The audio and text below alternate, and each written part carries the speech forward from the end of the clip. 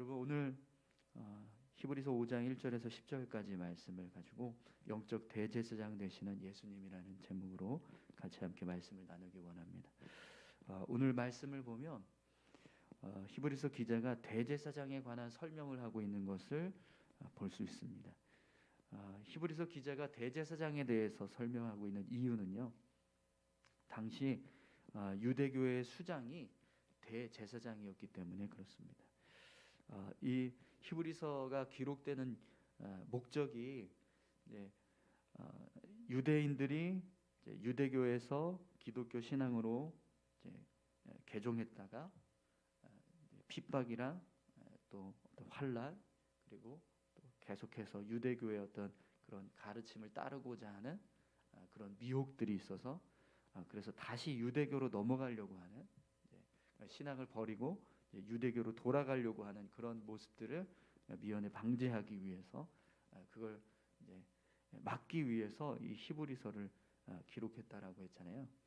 그래서 오늘 본문 말씀을 보면 유대교에서 이 제사장의 역할이 굉장히 중요한데, 영적인 지도자로서 제사를 집례해야 되고 또 백성들을 가르칠 뿐만 아니라 재판을 하고 또 옳은 일과 그른 일을 판단할 수 있는 그런 자격을 가지고 있었던 사람이 대제사장이기 때문에 백성들 안에서 아주 막강한 권력을 가지고 군림할 수 있는 그런 위치에 있던 사람입니다.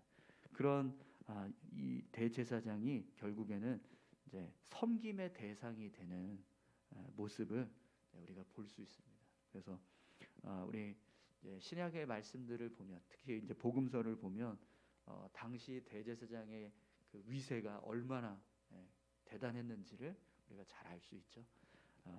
대제사장 말 한마디에 사람의 생명이 오고 가는 그런 일들이 일어나는 걸 우리가 복음서를 통해서 보게 되죠. 그래서 이 유대교 안에서 대제사장의 어떤 위세나 권세 또 위치는 정말 굉장히 중요하게 여겨졌고 또 사람들에게 섬김의 대상이 될 만큼 그렇게 칭송받는 자리였는데요. 그런데 오늘 이 본문 말씀을 보면 히브리서 기자는 그런 인간 대제사장도 한계가 있다, 이걸 지금 설명하고 있어요. 1절 2절 말씀 한번 보겠습니다. 대제사장마다 사람 가운데서 택한 자이므로 하나님께 속한 일에 사람을 위하여 예물과 속죄하는 제사를 드리게 하나니, 그가 무식하고 미혹된 자를 능히 용납할 수 있는 것은 자기도 연약에 휩싸여 있습니다. 아멘. 대제사장으로 선택된 사람 중에서, 그러니까 인간 중에서 이 선택을 받아서 대제사장이 되었기 때문에 아무리 어떤 거룩한 어떤 직분을, 이 대제사장이라고 하는 거룩한 직분을 가지고 또 백성들의 어떤 죄를 속죄하는 속죄의 제사를 지낼 수 있는 그런 사람일지라도 완전하지 않다라는 겁니다. 특히 이 대제사장 역시 인간의 죄된 본성을 가지고 있기 때문에 얼마든지 오늘 본문을 보면 무식하고 미혹된 자를 능히 용납할 수 있다, 이렇게 말씀하고 있는데요. 그러니까 온전한 어떤 영적인 지도자의 모습이 아니라 미약한 인간의 모습이 있기 때문에 인간 안에 있는 죄된 본성들을 역시 대제사장도 가지고 있기 때문에 그 죄된 본성으로 인해서 완벽하게 사람들을 판단하고 정의할 수 없다라는 거예요. 어떤 이제 잘못된 모습의 어떤 삶을 살아가고 있는 사람들을 정확하게 판단해서 뭐가 옳고 그른지 이런 것들을 정확하게, 정말 완벽하게, 마치 하나님이 분별하시는 것처럼 그렇게 분별할 수 없다는 거죠. 여러분, 인간은요, 아무리 거룩한 직분을 가지고 있다 할지라도 연약하기 때문에 얼마든지 넘어질 수 있습니다. 대제사장이라고 하는 거룩하고 신성한 직분을 감당하고 있다고 해서 그 역할을 감당하고 있는 사람마저 거룩해지는 게 아니라 연약한 인간의 모습을 가지고 있기 때문에 얼마든지 넘어질 수 있는 존재라는 거예요. 그래서 이런 거룩한 직분을 잘 감당하기 위해서는요, 매일 정말 깨어서 기도하고 또 매일 하나님 말씀 앞에서 무장되는 그런 노력이 필요하다라는 거죠. 그렇게 매일 깨어 기도하고 매일 말씀으로 무장되는 그런 노력이 없다면 제대로 어떤 그 역할들을 감당해내지 못할 수 있다라는 겁니다. 또 그렇게 열심히 노력을 해도 불가능해. 완벽하게 그 역할을 감당해내는 것은 불가능하다는 거죠. 그렇기 때문에 이런 인간 대제사장의 모습은 연약하고 부족할 수밖에 없어요. 그래서 불완전한 존재라는 거죠. 그렇기 때문에 자기 스스로 자신을 위해서 속죄제를 드려야 하는 그런 연약한 사람. 그러니까 대제사장도 다른 백성들처럼 나 자신의 죄를 사함받기 위한 속죄제가 필요한 사람이라는 거죠. 뿐만 아니라 여러분, 하나님이 선택하지 않은 대제사장은 대제사장으로서의 어떤 역할을 감당할 수 없습니다. 왜 그렇죠? 이 대제사장의 역할은 하나님께서 할 수 있도록 허락하시는 거잖아요.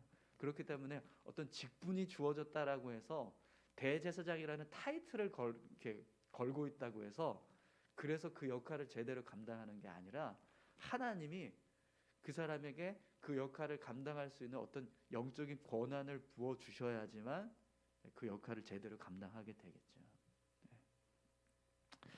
이렇게 이 대제사장의 인간 대제사장은 연약하고 부족한 존재라는 겁니다. 우리 3절 4절 말씀을 한번 보세요. 그러므로 백성을 위하여 속죄제를 드림과 같이 또한 자신을 위하여도 드리는 것이 마땅하니라. 이 존귀는 아무도 스스로 취하지 못하고 오직 아론과 같이 하나님의 부르심을 받은 자라야 할 것이니라. 아멘. 여러분, 혹시 누가 나는 완전하다, 나는 거룩하다 이렇게 주장하는 사람이 있으면 그 사람은 사이비 교주라고 생각하시면 돼요. 스스로 자신을 완전하다, 거룩하다라고 말하는 사람은요, 자신이 죄인이고 또 스스로 죄를 위해서 속죄제를 드려야 하는 연약한 자라는 걸 부인하는 겁니다. 또 거룩한 자로 세워주시고 완전한 자로 세워주시는 하나님의 은혜를 무시하는 자인 거예요. 그렇기 때문에 저는 거룩합니다, 완전합니다, 제가 아주 거룩한 자로서 이 직분을 잘 감당할 수 있습니다, 이렇게 이야기하는 사람이 있다라고 한다면 그 사람은 사이비 교주니까 그런 사람한테 가시면 안 됩니다. 여러분, 분명 이 땅에서 속해 있는 모든 인간은요, 아무리 거룩한 직분을 가지고 있다고 해도 완전한 자가 될 수 없습니다. 그렇기 때문에 절대로 어떤 인간은 숭배나 섬김의 대상이 될 수 없어요. 왜 그러면 히브리서 기자가 이런 말씀을 할까요? 유대교 안에서 실제로 이 대제사장을 마치 섬김의 대상으로, 마치 그를 숭배하는, 그의 어떤 말 한마디가 마치 하나님의 말씀인 것처럼 그렇게 절대적인 어떤 권력을 가지고 있고 또 그에 따라서 살아가게 되는 그런 모습들이 유대교 안에 있었기 때문에 그렇습니다. 근데 그런 연약하고 불완전한 존재를 그렇게 따라가고 또 의지하면서 살아가는 것이 아니라 진짜 우리가 붙잡아야 될 참된 대제사장이 있다는 걸 히브리서 기자가 우리에게 말씀해 주는 거죠. 5절에서 7절까지 말씀을 한번 보시죠. 또한 이와 같이 그리스도께서 대제사장 되심도 스스로 영광을 취하심이 아니요 오직 말씀하신 이가 그에게 이르시되 너는 내 아들이니 내가 오늘 너를 낳았다 하셨고, 또한 이와 같이 다른 데서 말씀하시되 내가 영원히 멜기세덱의 반차를 따르는 제사장이라 하셨으니 그는 육체에 계실 때에 자기를 죽음에서 능히 구원하실 이에게 심한 통곡과 눈물로 간구와 소원을 올렸고 그의 경건하심으로 말미암아 들으심을 얻었느니라. 아멘. 예수님은 스스로 대제사장에 오르신 분이 아니라 하나님께서 세워주신 대제사장이에요. 그래서 오늘 본문에서도 너는 내 아들이니 내가 오늘 너를 낳았도다 이렇게 말씀하셨다는 거죠. 하나님께서 예수님을 대제사장으로 세워주셨다라는 걸 말씀합니다. 또 본문에 보면 예수님은 멜기세덱의 반차를 따르는 제사장이다 이렇게 말씀하거든요. 여러분 멜기세덱의 반차가 뭐죠? 창세기 14장에 보면 멜기세덱을 지극히 높으신 하나님의 제사장 이렇게 소개를 해요. 그러니까 지극히 높으신 하나님께 속해 있는 제사장이다 이런 의미인 거죠. 그러니까 예수님께서도 멜기세덱의 반차를 따르는 제사장이라는 건 결국에는 인간이 세운 제사장이 아니라 인간이 세운 어떤 지도자의 모습이 아니라 하나님께서 세우신 대제사장이 되신다. 이걸 지금 말씀하는 겁니다. 예수님도 하나님께서 세워주셨을 뿐만 아니라 하나님께 속한 대제사장으로서의 역할을 감당하신다는 거죠. 또 예수님께서는 속죄의 제사를 드리셨는데요. 그 속죄의 제사는 양의 어떤 제물, 동물을 사용한 제사가 아니라 자기 스스로를 제물 삼아서 속죄의 제사를 드렸습니다. 그렇기 때문에 어떤 속죄 제사보다 더 완벽한 속죄 제사를 드린 거죠. 그래서 예수님을 붙잡을 때 우리가 완전한 대속의 은혜를 누리면서 살게 되는 겁니다. 오늘 저와 여러분들이 예수님을 붙잡을 때 모든 죄를 사함받고 또 하나님 앞에서 의로운 자 되는 줄 믿습니다. 예수님께서 행하신 속죄 제사로 인해서 우리는 더 이상 죄인이 아니라 의인으로 살아가게 되는 거죠. 여러분 그것을 믿으시기 바랍니다. 8절에서 10절까지 말씀을 함께 보겠습니다. 그가 아들이시면서도 받으신 고난으로 순종함을 배워서 온전하게 되셨은즉 자기에게 순종하는 모든 자에게 영원한 구원의 근원이 되시고 하나님께 멜기세덱의 반차를 따른 대제사장이라 칭하심을 받으셨느니라. 아멘. 네. 오늘 본문 말씀을 보면 아주 중요한 이야기를 하고 있는데요. 예수님께서 하나님의 뜻에 순종하셔서 결국에는 십자가에 달리는 고난을 당하셨습니다. 근데 그 고난의 의미는 순종을 통한 결과입니다.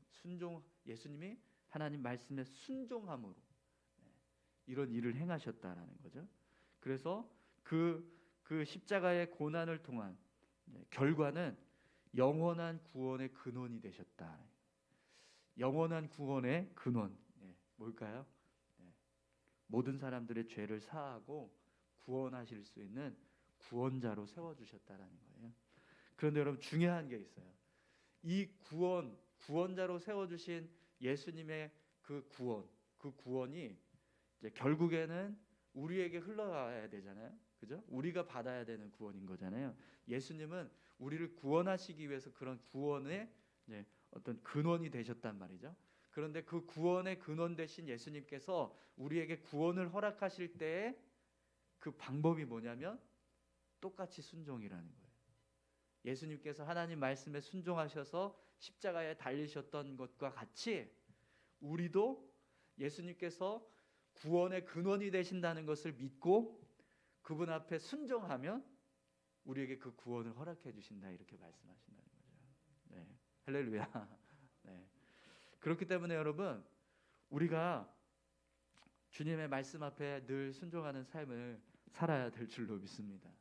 우리의 구원은 어떻게 얻어지는 거냐면 믿고 순종하는 것을 통해서 얻어지는 거예요. 믿음이라는 건 그냥 믿는다라고 하는 것으로만 증명되지 않아요.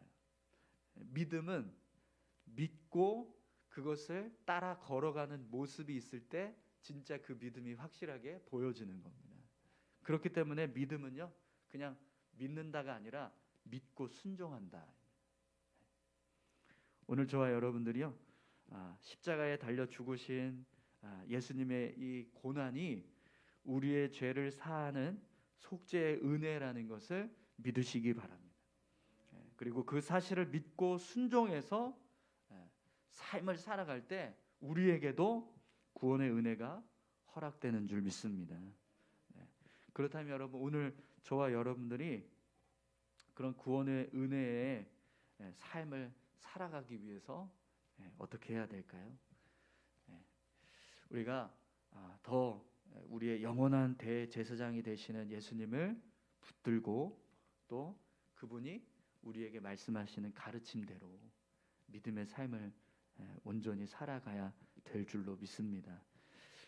어떤 인간 영적 지도자를 섬기고 따라가는 그런 모습이 아니라 하나님께서 세워주신 참된 대제사장이 되시는 예수님, 그 예수님을 우리가 더 붙잡고 의지해야겠죠.